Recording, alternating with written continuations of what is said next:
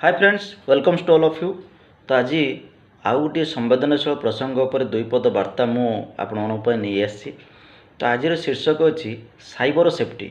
बर्तमान आपण मैंने देखुवे उभय सरकारी और बेसरकारी संस्था तरफ विभिन्न स्थान रे लोक माननकु सचेतन करने साइबर सेफ्टी विषय विभिन्न सचेतनतामूलक कार्यक्रम अनुष्ठित करा जाउची, जहाद्वारा कि लोक मैंने सतर्क हेबे, सजग हेबे एवं निजर कष्ट अर्जित धन को सुरक्षित भाव में रखिपारे। तो से भाई एक संवेदनशील प्रसंग साइबर सेफ्टी विषय दुई पद वार्ता आसतु शुणा। हाथ मुठे आज दुनिया आमर टेक्नोलोजी आनी देइछि, विश्व ब्रह्मांडर अजब खबर सहजरे मिल जाउछि। नुआ फीचर को पकेटरे धरी व्हाट्सएप मते कहूची अपडेट करी इंस्टॉल कर, नहले मु फेरी जाउछि। ठक मानकर लुटिबा स्टाइल दिन को दिन तो बढ़ुची, बिना ओटीपी रे खाली हुए टंका दिन रे होश उड़ुची।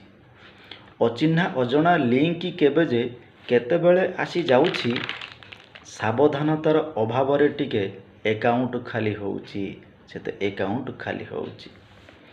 अजଣା नाम रे कॉल आसुअछि, बैंक अधिकारी कहिकी गोपनीयतार सूचना को धरी हैक करी सीए नौची। वर्ष वर्ष धरी संचिथिबा धन निमिषके चली जाउछि। सचेतन सदा आमे रहिथिबा समय बदली जाइछि, एठी समय बदली जाइछि। लोभनीय केते ऑफर आनिकी विज्ञापन केते देउछि, निरीह जनता न बुझी न शुणी चक्रव्यूहे फसी जाउछि। मोबाइल आम रिचार्ज हेउछि बिना परिचय थाइकी, बैंक डिटेल्स नबा पाई सीए नुआ फंडा गोटे धरिछि।